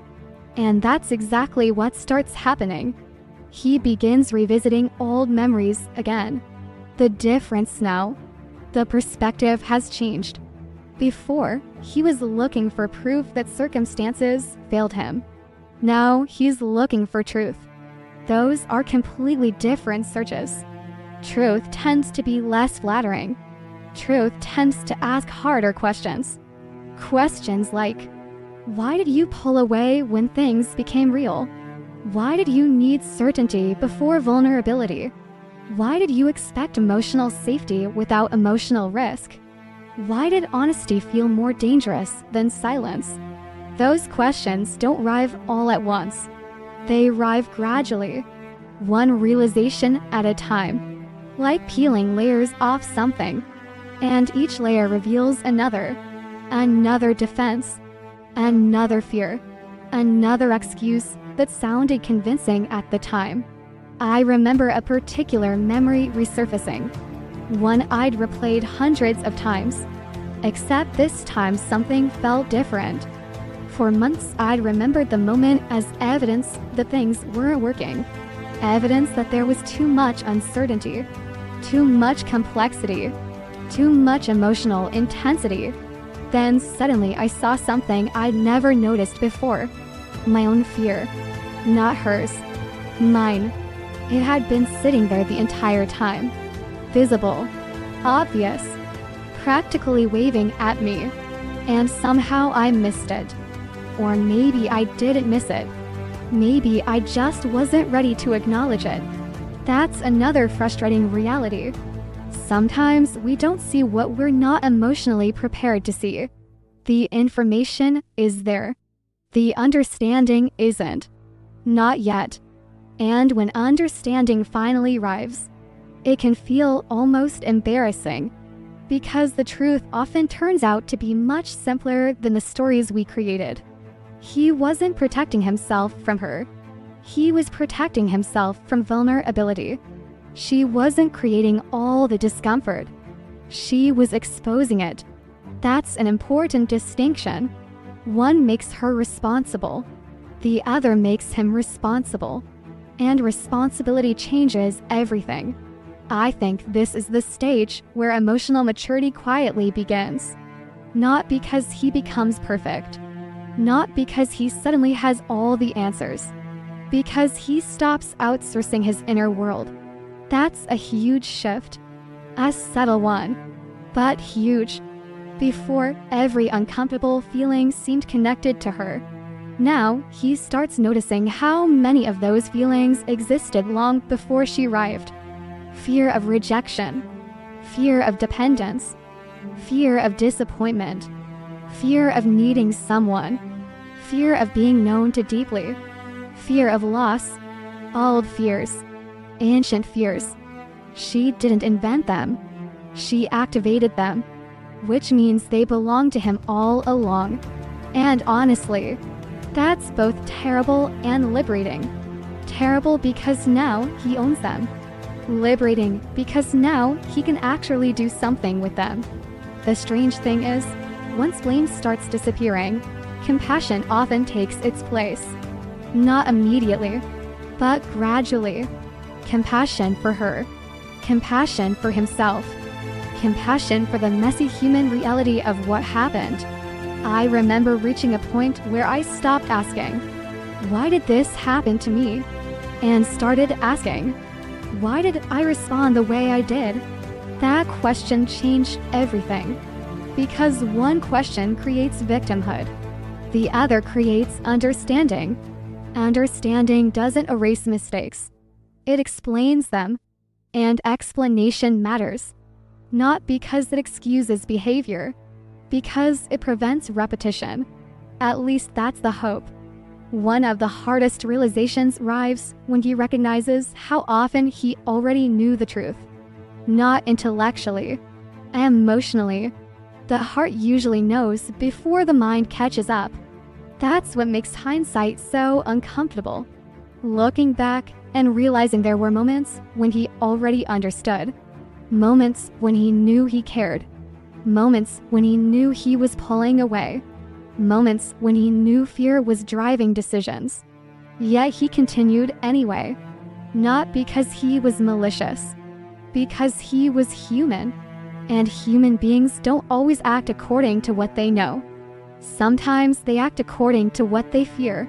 That's a difficult thing to forgive in yourself. Not impossible, just difficult. Especially when consequences exist. Especially when someone else was affected. I think that's why this chapter feels quieter than the others. The drama is fading. The projections are fading. The arguments are fading. What's left is honesty. And honesty tends to speak softly.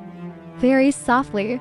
It sounds less like certainty, more like admission. Admissions such as, maybe she wasn't asking for too much. Maybe I wasn't ready enough. Maybe I interpreted vulnerability as pressure. Maybe I confused fear with intuition. Maybe I knew exactly what I felt. And maybe that scared me more than I wanted to admit. Those realizations don't create instant peace. In fact, sometimes they create grief. Because now he sees opportunities differently, conversations differently, moments differently, not through the lens of blame, through the lens of responsibility. And responsibility can hurt. Because now there are fewer places to hide, fewer stories available, fewer convenient explanations. Just choices. His choices. Human choices. Imperfect choices. Fear-based choices. And somehow that's easier to live with than blame. Because blame keeps you stuck. Responsibility moves you forward. Slowly. Painfully. But forward. One evening, after months of replaying everything, I remember sitting alone in complete silence. No music. No television. No distractions. Just sitting. Thinking. And for the first time, I wasn't angry. Not at her. Not at myself. Not at life. Just quiet. A strange kind of quiet. The kind that appears after resistance finally gets exhausted. And in that quiet, another realization arrived. Perhaps the most important one yet. She didn't come into my life to create all this discomfort. The discomfort was already there. Hidden. Buried. Waiting. She simply illuminated it. Like someone turning on a light in a room I hadn't entered for years. The room already existed. The light just made it visible. That understanding changed something.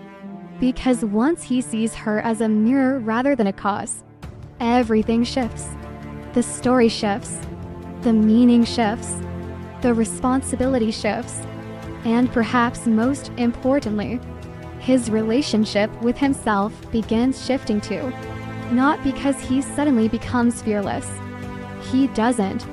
Not because he stops making mistakes. He won't. But because he's finally becoming honest enough to stop running from what those mistakes were trying to teach him. And that's where the transformation actually begins.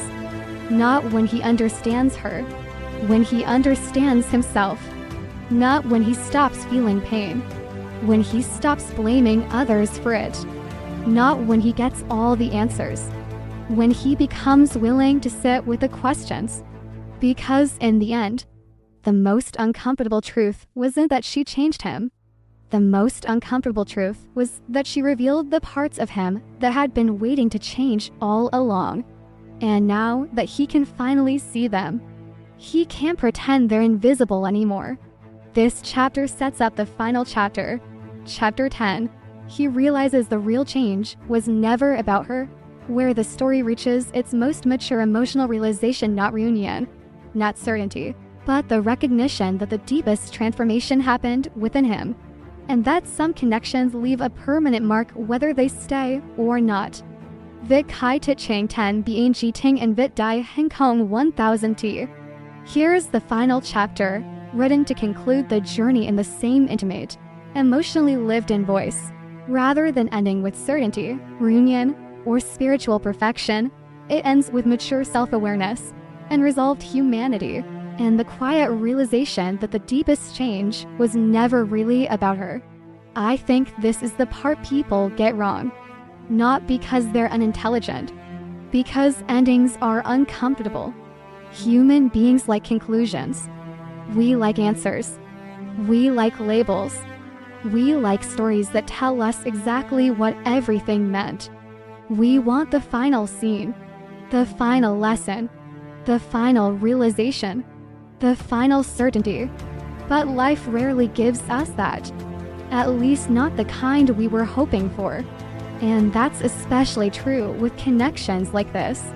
Because eventually, after all the confusion, after the distance, after the regret, after the late-night overthinking and the uncomfortable self-awareness and the emotional contradictions, he arrives somewhere unexpected. Not at certainty, not at closure, not even necessarily at reunion. He arrives at himself. And strangely enough, that's the place he spent the entire story trying to avoid. I remember believing for a long time that the answer was hidden somewhere inside the relationship. Inside her.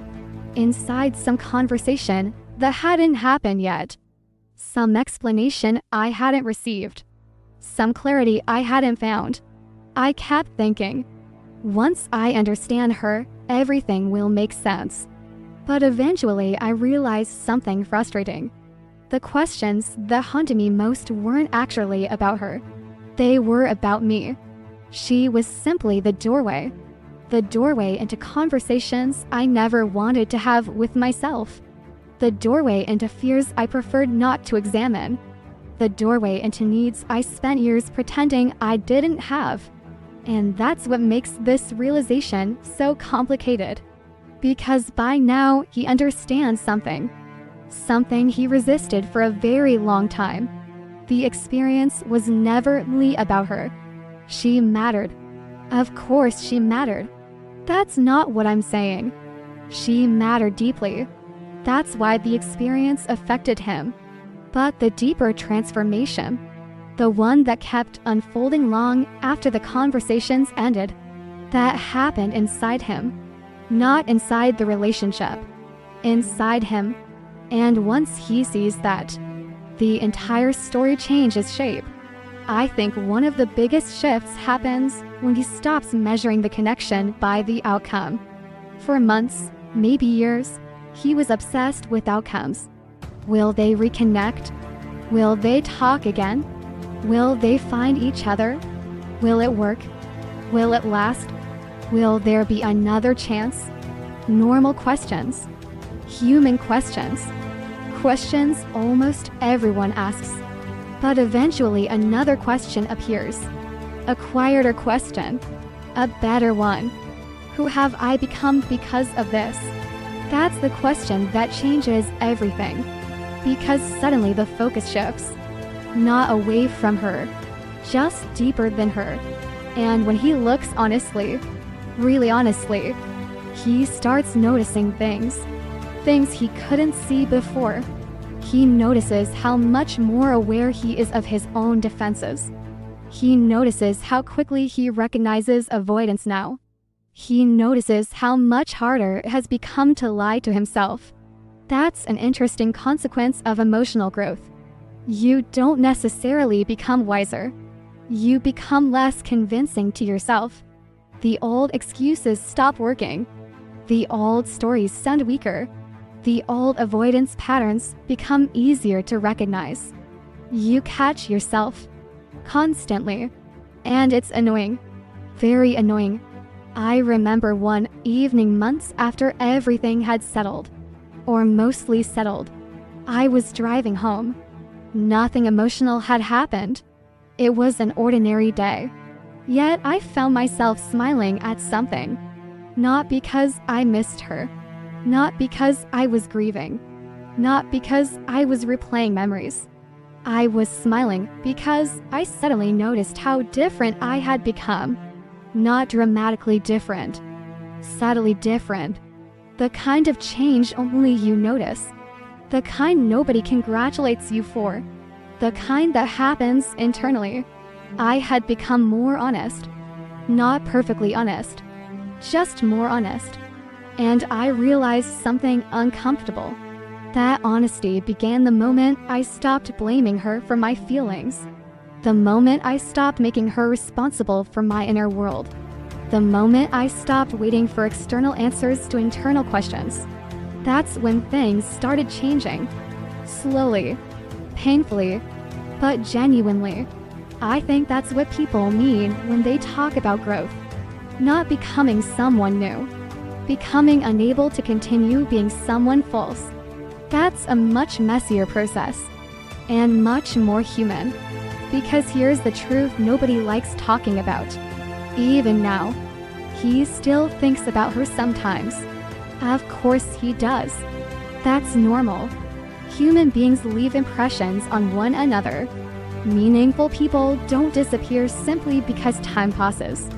A song still reminds him of her occasionally. A memory still appears unexpectedly.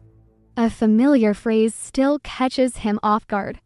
The difference is that those moments no longer control him. They visit, then they leave. Like weather, like seasons, like old photographs found in a drawer. There's tenderness there now, instead of panic. And maybe that's what healing actually looks like. Not forgetting, not erasing, not becoming indifferent. Simply carrying the memory differently, lighter, softer, with less resistance. I think one of the most beautiful realizations arrives when he stops asking whether she changed his life. Because the answer becomes obvious. Of course she did. The better question is, what exactly changed? And surprisingly, the answer isn't always what people expect. Maybe she didn't teach him how to love. Maybe she taught him how much fear was hiding inside love. Maybe she didn't teach him vulnerability. Maybe she exposed how desperately he'd been avoiding it. Maybe she didn't create emotional depth. Maybe she revealed it. Maybe she didn't bring something new into his life. Maybe she uncovered something that was already waiting there. That's a very different story.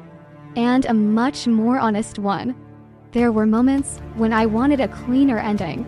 A more satisfying ending. The kind movies give us. The kind social media promises. The kind where everything becomes obvious. Everyone gets clarity. Everyone says exactly what they feel. Everything resolves neatly. Life doesn't seem particularly interested in those endings. Life prefers complexity. Life prefers unfinished sentences. Life prefers questions that remain partially unanswered. And somehow, I've started appreciating that. Not always. Some days I still want certainty. Some days I still want explanations. Some days I still wish I could revisit old moments armed with everything I know now. But that's not how any of this works.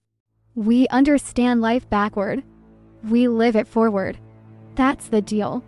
Always has been. Always will be. And maybe that's why the final realization feels quieter than expected. No fireworks. No enlightenment. No grand declaration. Just honesty. Simple honesty. The kind that arrives when all the emotional noise finally settles. The kind that sounds like this. Yes, she mattered. Yes, I loved parts of her I never fully admitted. Yes, I was afraid. Yes, I ran sometimes. Yes, I misunderstood myself. Yes, I learned things too late. Yes, I wish I had done some things differently. And yes, I became someone different because of it. Not perfect, just different. More aware, more open, more capable of seeing myself clearly. And perhaps that's enough. Or maybe not. I don't know. That's another thing I've learned. Some questions don't need immediate answers. Some experiences don't need complete explanations.